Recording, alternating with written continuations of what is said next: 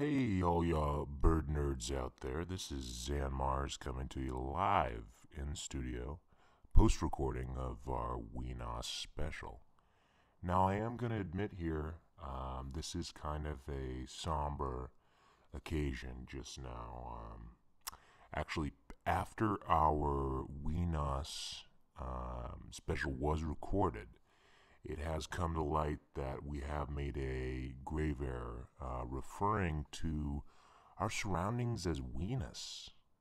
And it's actually pronounced Wenas.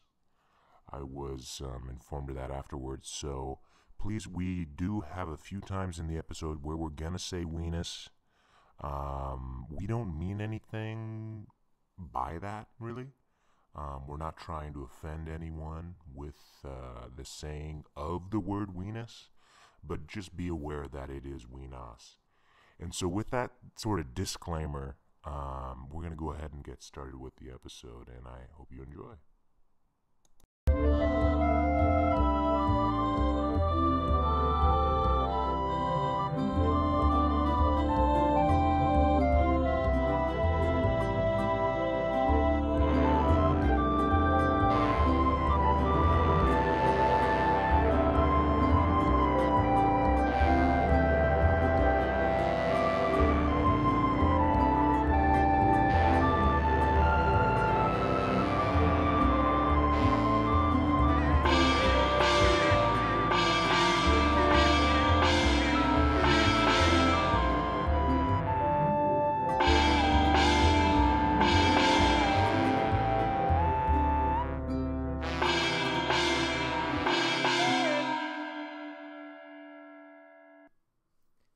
Avian Paragraph is brought to you by Pacific Thought Foods and Borzoi Books.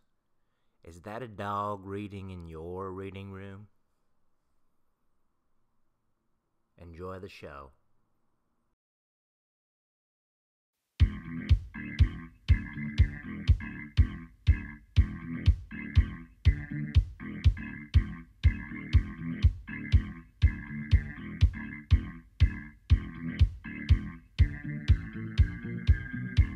We've come all the way out to Wenas, Washington for our Wenas special on, you guessed it, birds. So stay tuned and get out there and go bird. First, a look across the pond as we discuss the pros and cons of birding in merry old England. Then we return to Wenas for a quick game of Spot or Sound. And Tim's Report Corner, where we hear about Tim's latest report. Plus, ethics of birding, mind of a bird, and much more here on Avian Paragraph, with the new season coming up.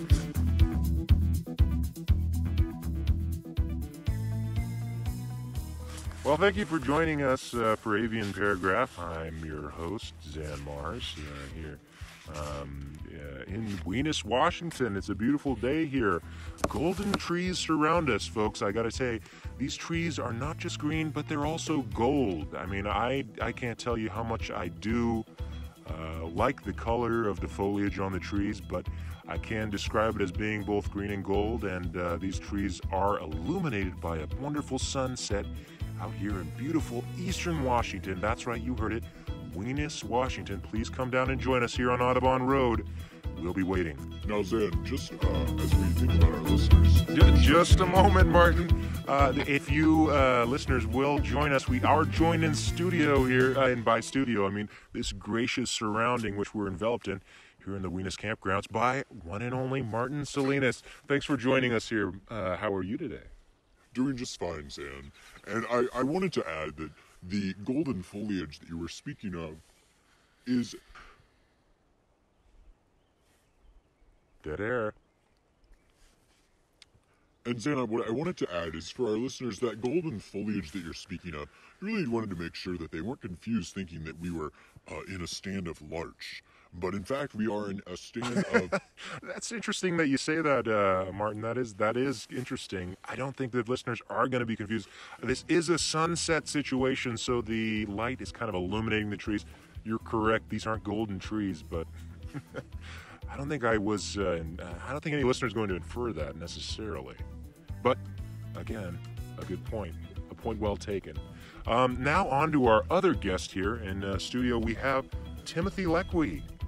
It's a pleasure to be here. Well, it's a pleasure to have you here, Tim. It's a beautiful day out here, and we've come out here exclusively for something we're going to get to a little later in the show. Do you want to give us a little teaser, sort of a taste of what you've been doing out here? Yeah, so I'm working on a research project, looking at investigating the taxonomic status of the Vesper sparrow, Poacetes gramineus. I know. All right. Well, thank you, Tim. You're welcome. Yeah, and you're welcome as well. So we now are getting on to the first order of business today, which is joining us from across the pond in merry old England.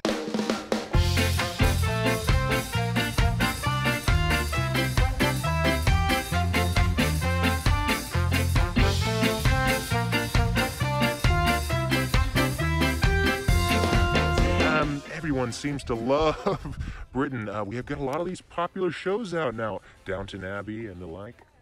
Oh, and I think a number of baking shows, Great British Bake Off. Oh, yeah. Now, see, what's interesting is the missus back at home. She's been watching a lot of Great British Bake Off, making a lot of muffins and baked breads, great stuff like that. And a lot of times with this new virus that's being out, a lot of people I've heard are getting into bread making. Anything to report on that?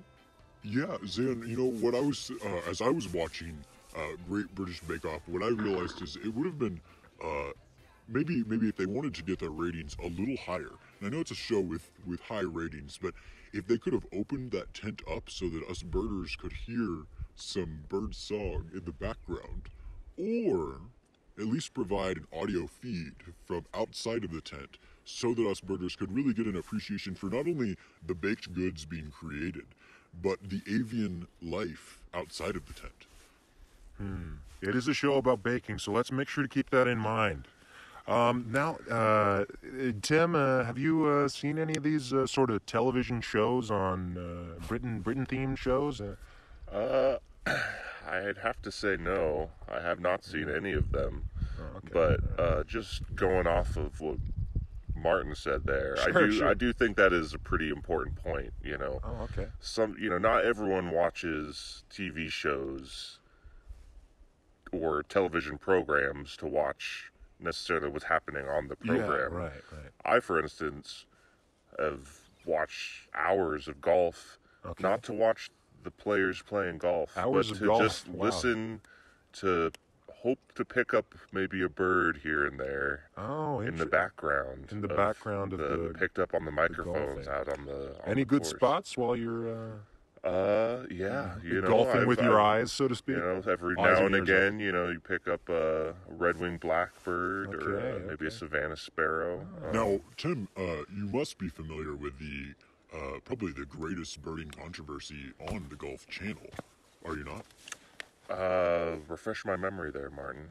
It must have been in the mid-aughts that the Golf Channel was actually caught piping in fake audio of bird calls and songs that could not plausibly have taken place where that particular tournament was. Oh, well, all right, that might be enough, Martin. We are on British topics here, so let's not toot our own horns, so to speak. I know in Britain they like to toot the horn.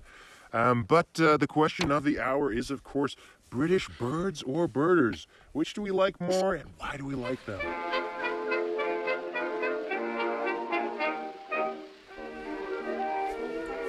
Well, I'll weigh in here, Zan, and say that personally I find British birds to be fabulous. And while I have great respect for the birders across the pond, as they say, Sure.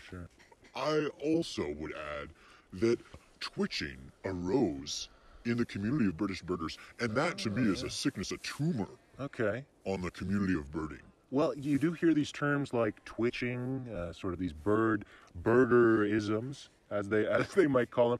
What's most profound, I think, really, ultimately, about these phrases is that they're kind of unique in the way that they're used. You get these British words such as knackered or or well, I just thought of another one, but it's it's not appropriate for this particular circumstance. But we do get a lot of these words that are coming from Britain.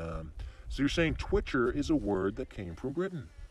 It is, and not only a word, but a breed of birder. And for our listeners who aren't familiar with twitchers, those are birders who will rush, they'll drop everything. They'll leave their own child's birthday to rush out and see a rare bird. And I don't judge anyone from that. But the issue lies in that they will find the bird, and upon seeing it, immediately leave without taking any time to appreciate how the bird is existing within its habitat. They don't take any time to observe the bird and maybe notice some of the really unusual or interesting behaviors that personally I find to be the most rewarding part of birding. Sure. Now, twitcher, again, we're coming back to British bird words. I actually think it would be fascinating to hear some British words, some British birding terms that aren't actually British words so much as they are words from other languages, perhaps. Maybe representation from other communities that aren't speaking English in England. And so, Tim, do you have any friends, maybe a colleague or someone in England that you call upon in your darkest hour when you aren't finding that street-horned lark you've been looking for so often? No, not really. Oh, okay. Well, that's interesting that you brought that to the table. Yeah, I don't know if well, actually, you know what? I do know one individual that I work with, a man named Rod Gilbert. He is British. I like that. Could you do an impression of Ron? Gotta get in there. So it is actually difficult, I've noticed. Occasionally I'll be watching a British show, and it's difficult to interpret the way they use our English language here to what they're saying. A real Cockney accent. Yeah. Exactly. What was his name again? Richard? What was he saying? Rod Gilbert. What was Rod saying? He's a very hard worker. Speak from the Rod. And he'll often say, gotta go in there. Oh, gotta finish the job. Right. Okay. He's often telling us to finish the job. Finish the job, right. To get in there. Sure. Tim, I can't help but when I hear you channel Rob, I'm really reminded of the tonal quality of voice reminds me of a Caspian tern in summer. Oh, yes. Very coarse, coarse pterodactyl-like call. A grating sound to the ear. Yes. Seems like there's this parallel of an interpretation of a British birder where you do have this sort of, hello, how are you? This British birder who might be looking for some of these lower echelon birds like pigeons or crows or something like that. And then you have other birders who maybe their gear's a little shinier, maybe they've got pleats in their pants, something like that. And these birders are more, hello, how are you? Could you show me to the latest bird? You know, these birders are looking more in a proper one-on-one feel with they look at the bird and the bird looks back at them and they realize who's looking at, it's sort of a who's looking at who situation when you think about it. And it certainly is the case that when they make it over to the States for a birding trip, maybe a big year, maybe not, that I think we certainly deal with that upper echelon of British birders in our more day-to-day birder interactions. But I also don't want the point to be lost, Zan, that it is true that there is an inferior class of British birders. Yeah, and also when you're talking about British birders coming to America, that's an interesting point that you make. Maybe something we'll address on a later show, British birders in America, having a segment on something like that. It can be funny, sort of maybe we call it spotted dick in the apple pie, something like that. I just came up with that on the fly, obviously. Seeking the dick sissel. All right. That's enough. Okay, moving on. We have a game of spot or sound here on Aviary Paragraph, and that's coming to you after this break.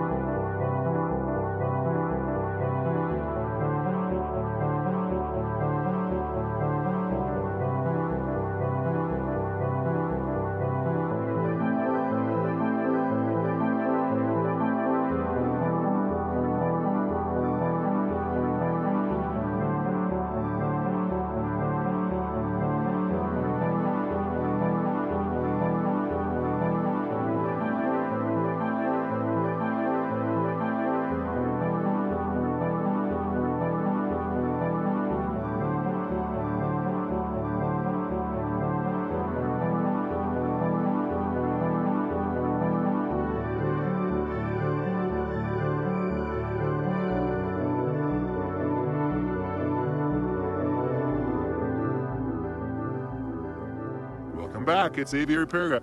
It's Avian Paragraph. We kind of switched that name around. And we are now joined for a game of Spotter's Sound. I decided, since I am your host, and oftentimes I've noticed that other birders might look up to me after watching the show, something like that. I put myself up, so to speak, against one of our guests here. Martin knows a little bit more about this. Yeah, so in this Spotter Sound, Zan has taken the daring risk of pitting himself against none other than Timothy Lequi, right in the middle of his research grounds here in Wenas, Washington. The student has become the master. Or maybe the master has become the student. Something along those lines, I'd say. I'd agree. So, what's our first sound, Martin? The first sound for this particular edition of Spotter Sound. Now, for those old-time listeners, you would typically hear the sound, and then our two participants would then guess what the sound was.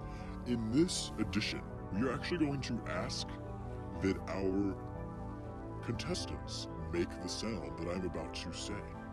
The first sound is going to be the song So Dearly Beloved by Rachel Carson of the Aviary. Zan? That's a delightful twist on the rules, Martin. I actually have something going on with my throat right now. There's a abscess actually on the back of my throat that has actually, quite frankly, it's going to be difficult for me to make any sound closely related to a bird, so I'm going to have to pass on that one. Doesn't affect your speaking No, voice at all? it's the abscess is lodged in a place in my throat where whistling or making chirping sounds, things like that, are actually very difficult for me. Well, Tim, let's go ahead and hear your rendition. The thing is... Seems our contestants are a bit bashful this evening. Well, like I said, it's not that I'm bashful, I just have an abscess, and so I would do that. Normally I would, but and believe me, I'm sure our listeners would love to hear me do that, but I can't right now. Well, we're going to move on to our second. We'll call that one a draw, but the second bird is going to be the Vesper Sparrow. Zan? Again, the abscess at the back of my throat is going to make that pretty difficult, Martin. I'm going to have to take a rain check, as they say. Tim? Well, yeah, I mean, like Zan said there, I wasn't exactly expecting. I was more expecting to guess the sound. Sure. Not I agree actually with you. make the sound, but I think this is an instance. I mean, we got to entertain the people. It's true. So I suppose I could. You don't have to give do it a that. I shot. think this is an instance of too many cooks in the kitchen. I think Martin maybe bit off more than he could chew with this one, folks. I think we may have to move on. This has been a wonderful example of our new Season 3 Spotter Sound. And you can expect more quality Spotter Sound programming just like what you just heard in future episodes, again on Season 3 of Avian Paragraph. All right. Well, we are about to go on the break. We'll be patiently awaiting to entertain you all again, but enjoy a word from our sponsors.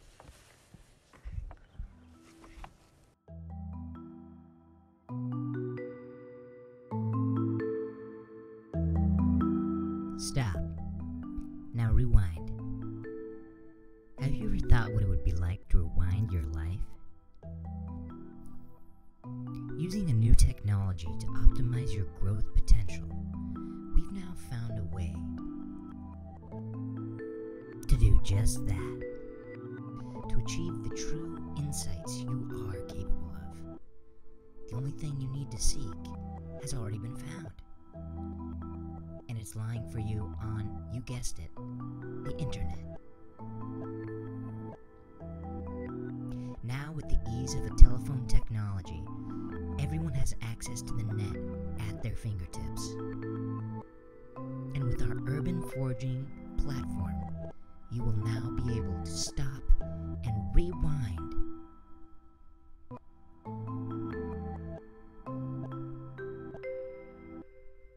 into a delightful host of benefits and companion applications to add to your new phone technology. That's right, the internet is only a fingertip away, and this new platform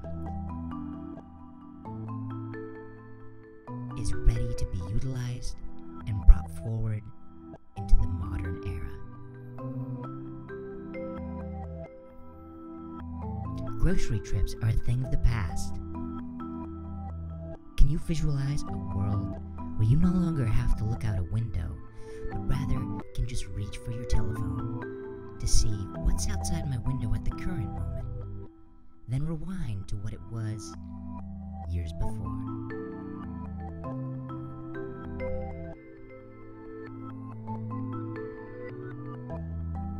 Take yourself to new heights and explore your limitations with Urban Forager.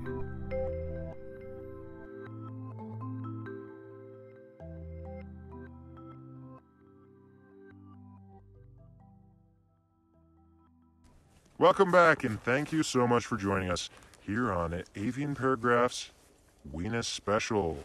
So, of course, we've come to that part in the series where we've decided to explain what exactly is going on. Why are we in Wenas? Why are we here? Sometimes I ask myself. I'm not even quite sure.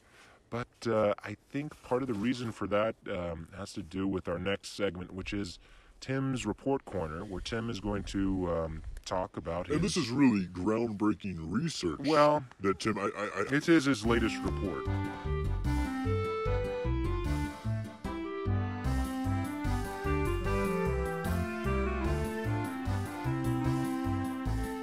So yeah, as far as my report goes, currently I'm in the process of doing the field work, collecting the data. This experiment actually is a blind experiment, so I'm exposing Vesper sparrows to playbacks from 2 different subspecies, but I have it set up so that I'm blind as to which subspecies song is playing. So how do you go about finding these sparrows if they are blind, or how do they find their way about from? Well, just to clarify, the sparrows themselves aren't blind. I know. The songs that are being played broadcast the stimuli to the subjects, Vesper sparrows. I'm not sure I'm quite understanding. So can the sparrows hear then as well? Absolutely. Absolutely they can hear. And so I play a pre-recorded tape from a speaker broadcast. Right. The sparrow hears the song and reacts. I dictate to a recording device the responses, the behaviors of the sparrow, how many times it sings, how many times it flies, how close it gets to the speaker, and then I record initial location of detection, location of the speaker, weather, things like that. So thus far, still collecting data, so there has not been any sort of analysis or writing of any observations that I've made so far. But so for our listeners who aren't as engaged in birding or birds, is there any other take on this experiment you were doing out here in the woods that might kind of engage them or bring them into the fold? You know, with science, it's kind of, if you're interested in it, you're interested in it, and if not, then I imagine it can be quite boring. Yeah, well, you know, that's what I hear a lot of times from kids nowadays. Oftentimes aren't as engaged in the sciences, STEM work. I know it's not as engaging for a lot of American students. I wonder perhaps if British students, if they're more or less engaged, maybe that's another segment we can do, sort of a spotted dick in the classroom type thing. This is Martin Salinas, and we'll be right back.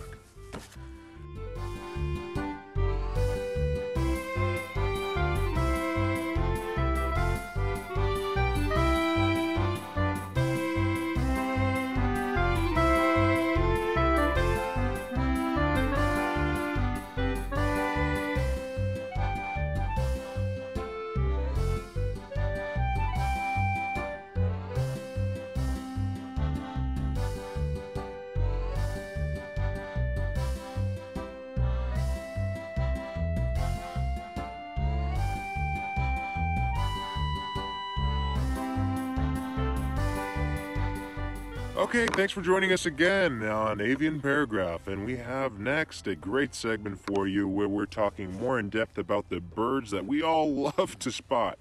This one is called Clutch. How many is too many?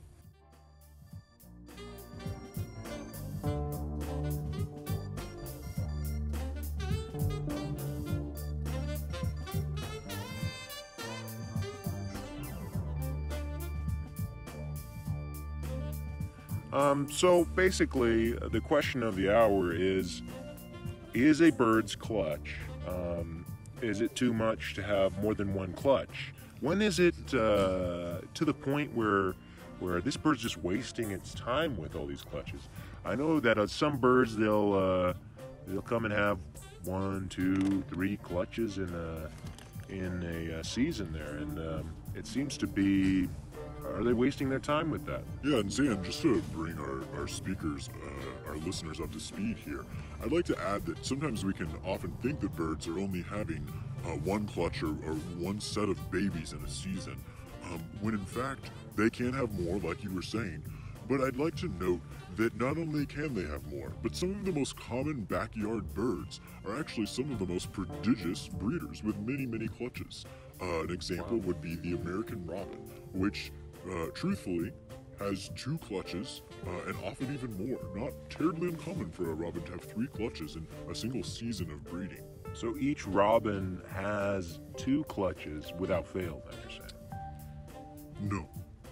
Okay, so how many clutches do these robins have? Typically 2. Okay, but the amount of clutches they have isn't exactly 2. That's correct, Sam. But it could be 2.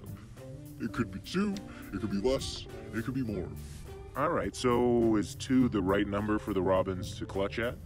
You know, Zan, I don't think there's so much about right and wrong in Mother Nature. And so in this case, I'll simply say that the robins do, on average, have 2 clutches. When Anna Glover came to me and said this is going to be a segment, clutches, how many, too many, or one many, I thought to myself, okay, so we're going to sort of say, come to a conclusion on this age-old question, how many clutches are too many clutches? And I was thinking maybe you had an answer for that. You know, Zan, I do. And my answer is that the journey of discovery is really what this question is about. It's not so much about arriving at the answer. Interesting. Well, that's similar to a lot of things I've heard from other sources, so I think that's a very fascinating point. Tim, I'm going to pose the question to you. How many clutches for a bird do you think is the optimal amount, and how many is too many? You know, I'd say 2 to 3 is probably the sweet spot. When you're getting into 4, 5, 6 clutches, that's just too many. Well, these aren't rabbits we're talking about, folks. These are birds. Is there a bird with a max clutch, so you go and see this bird and it's just one egg after another? I mean, imagine the omelet you could make from that.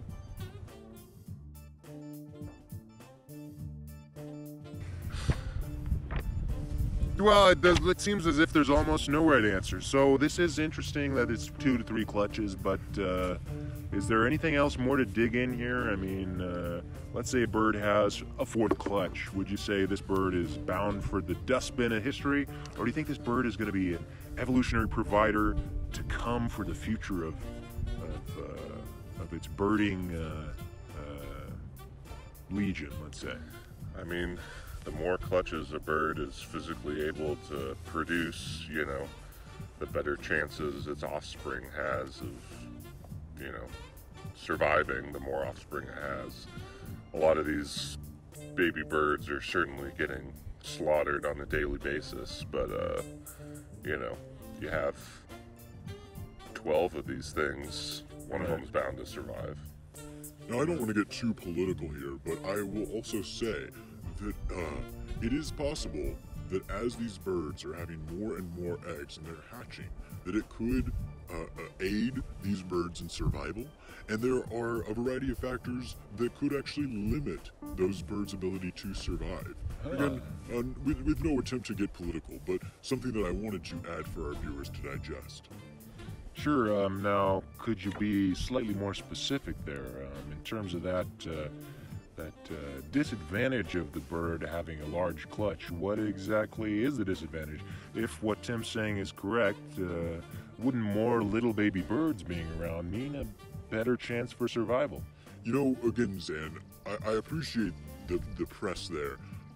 And what I'll say in response is this is really a question of nutritional inputs and possible factors within habitat that could result in something that for our programming might just be a little too contentious, maybe too political in this day and age. So I'll leave it at that.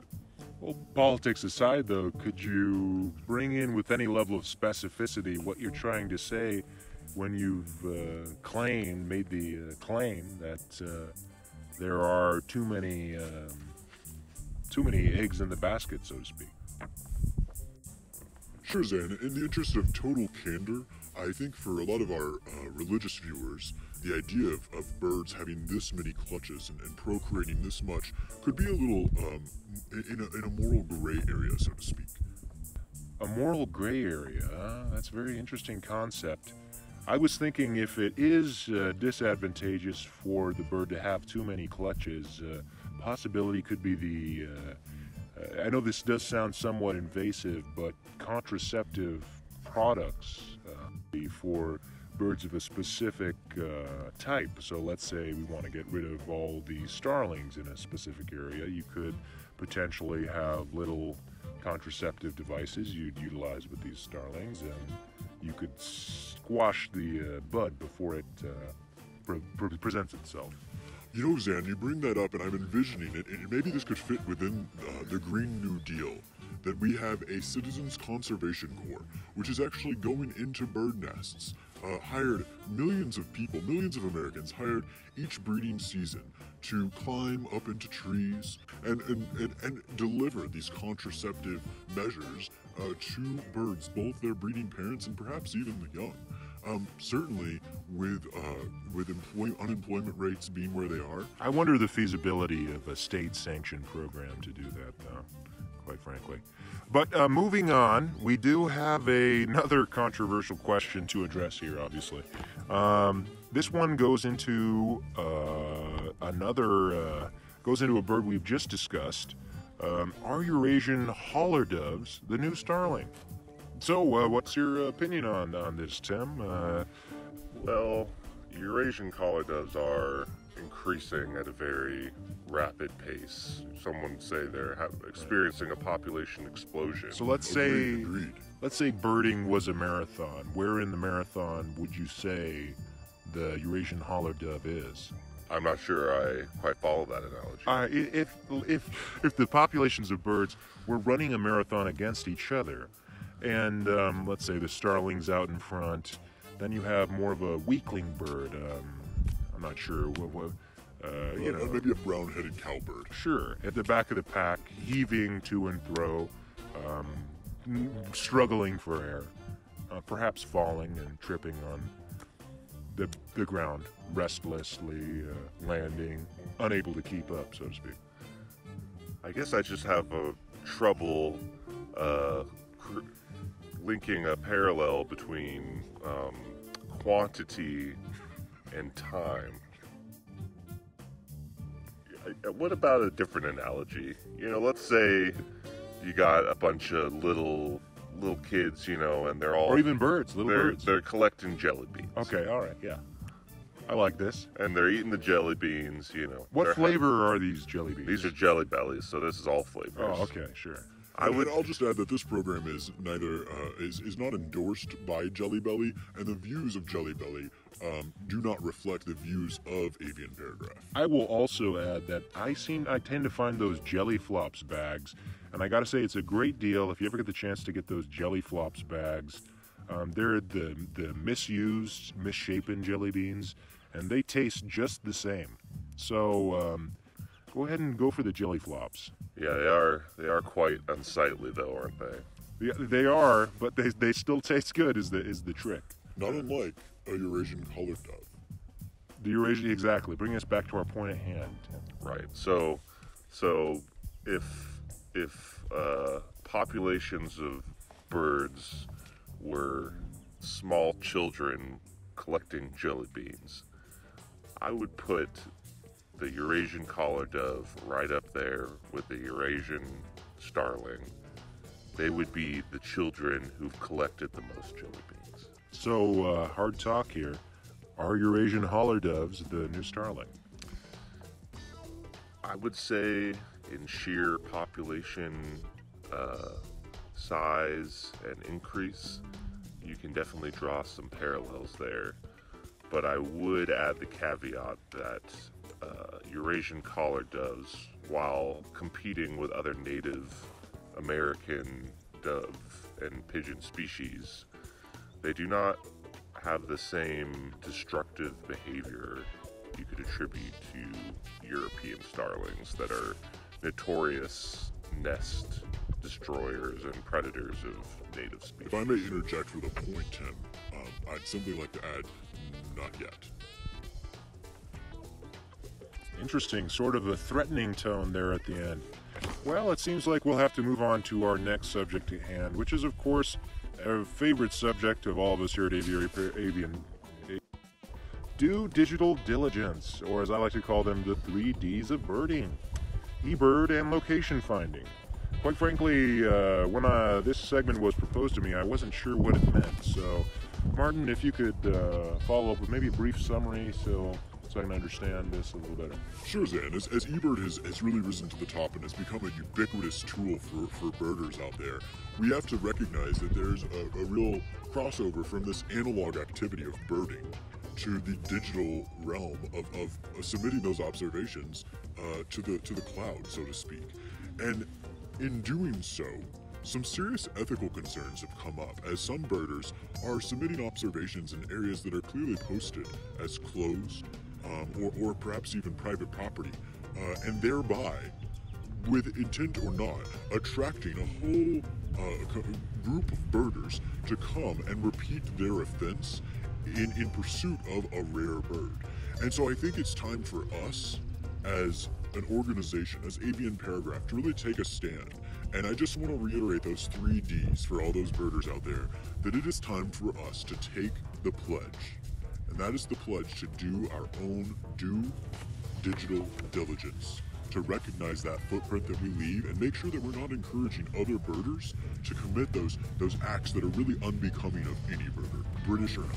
It's interesting that you say this now, Martin, because this reminds me actually of a story that occurred to me most recently, as recently as about a week ago.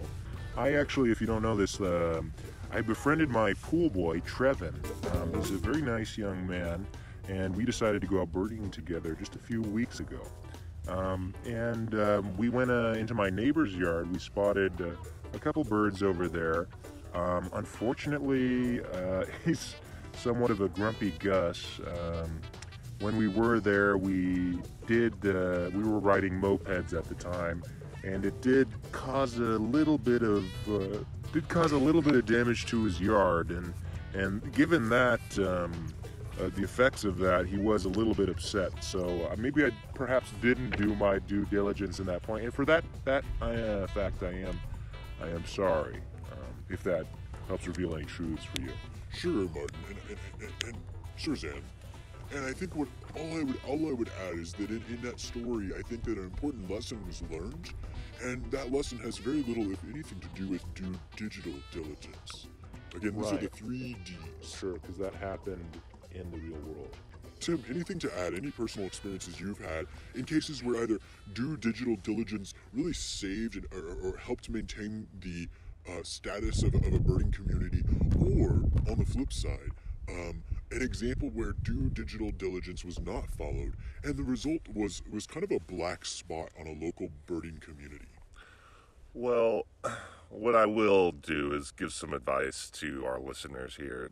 I mean, let's just be honest. We've all snuck into someone's backyard to see a cool bird. I certainly have. I mean, Guilty as charged. Be smart about it. Cover your tracks. All right? You don't want anyone, catching any flack here. So, you can hide those checklists. you can, change the location so it, maybe... I've always or found no trespassing signs off-putting. Yeah, in the comments you can just say, saw from the road.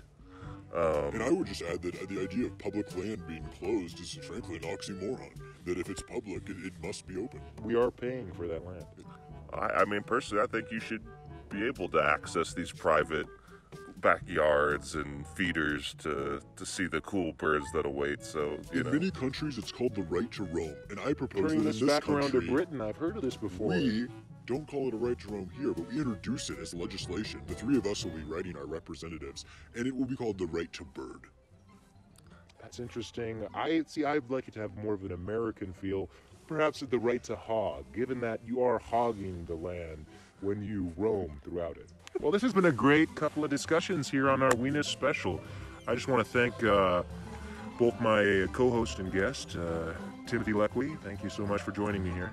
Hey, it's a pleasure to be here. And thanks for inviting me and Martin out to come and witness this beautiful sunset here in Wenas, Washington. Absolutely, Zan, and hopefully we can do it again sometime. I'd like that very much.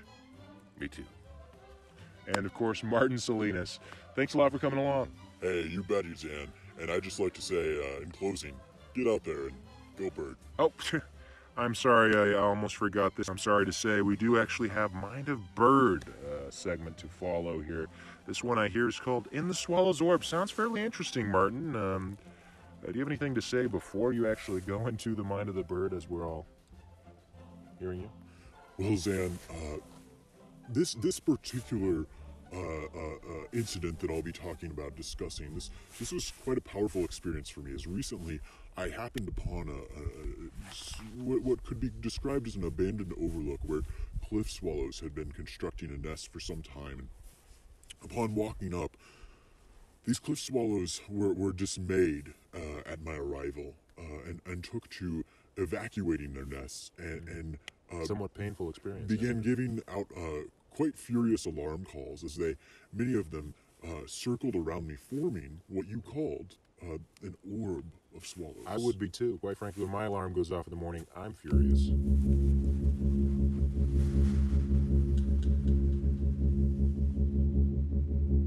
When surround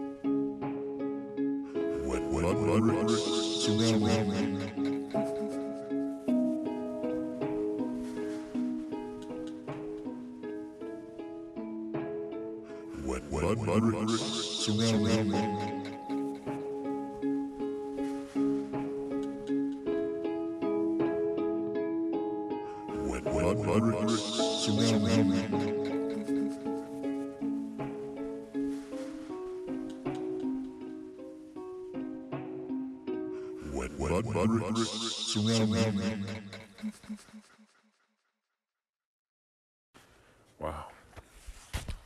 Wow, well, that really is something. Thank you so much again to all our guests for joining us here in Wenas, Washington, and that has been the Avian Paragraph Wenas, Washington special.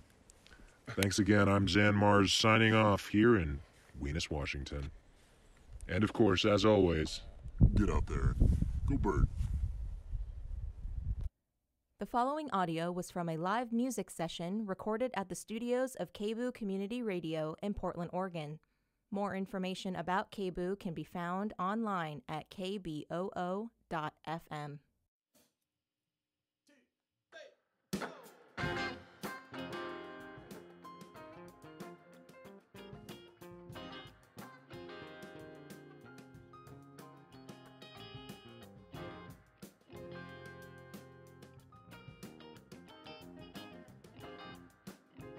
Aviary Paragraph is produced, directed, and edited by Zan Mars, with special contributions by Martin Salinas and Timothy Leckwith.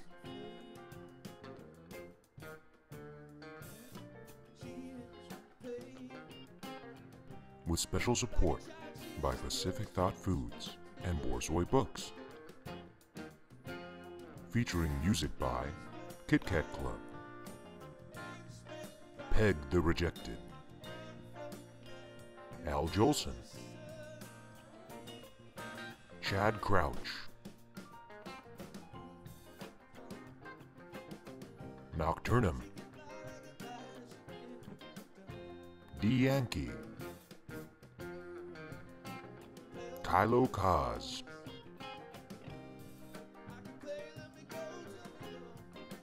Nameless Dancers, Kevin McLeod, Kai Engel, and the Garcia Birthday Band.